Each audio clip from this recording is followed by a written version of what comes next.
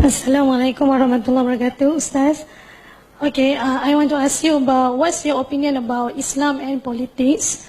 In Akhirah, we will be asked about why we choose that leader. Because Malaysia will have general election. We have two parties. One party defend and bring Islam. Second party is defend and bring the nation and race and Malaysia. What's your opinion? Well, I don't know anything about Malaysian politics. No, just... But I do have a lot of opinions about Islam and politics. So I'll share that with you.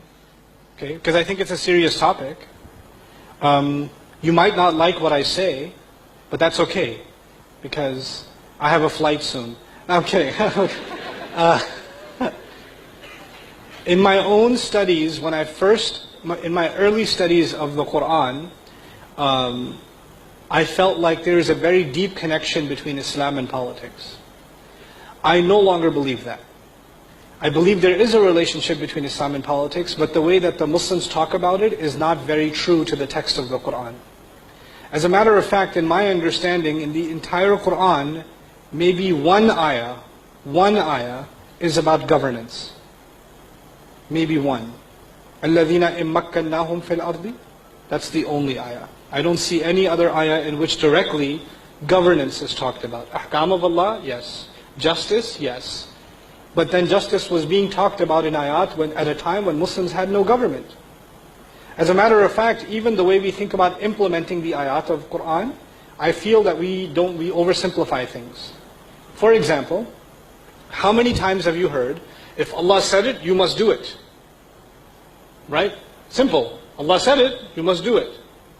The ayat of Hajj came in Medina, in Baqarah, early Madani ayat.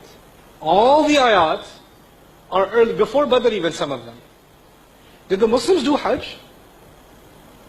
No. They did Hajj many years later. They were reciting the ayat of Hajj and the manasik and all, but they weren't doing it. Why aren't they doing what Allah said? It's not time yet. It's not time. So we have this kind of, I argue an extreme view of how Islam is applied. Okay? As far as citizenship is concerned, I won't comment on your politics or what party and what candidate, or who's Islamic and who's not Islamic.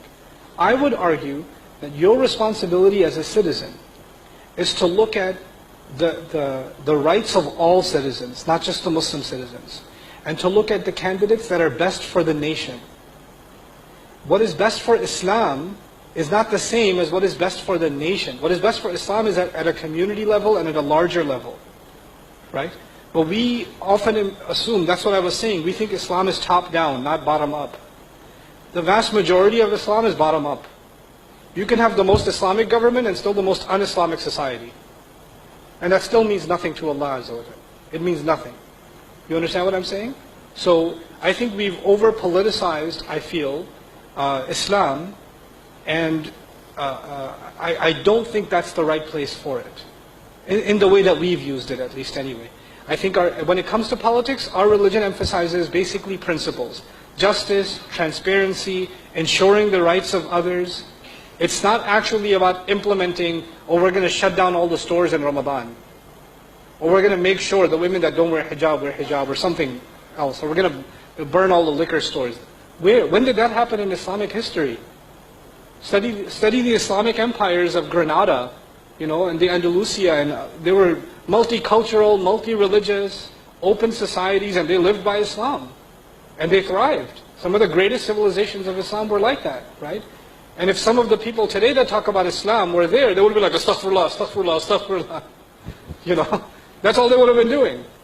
We're far more, some of the people that claim Islam today are far more extreme than any time in our history. They're just far more extreme. So we need to get a better understanding of our own history, in my opinion. We don't have that. And we have to get a better understanding of where exactly does Islam and politics interplay. We feel like Islam and politics merge at every occasion. They don't. There are many parts of our life where Allah left us to make our choices.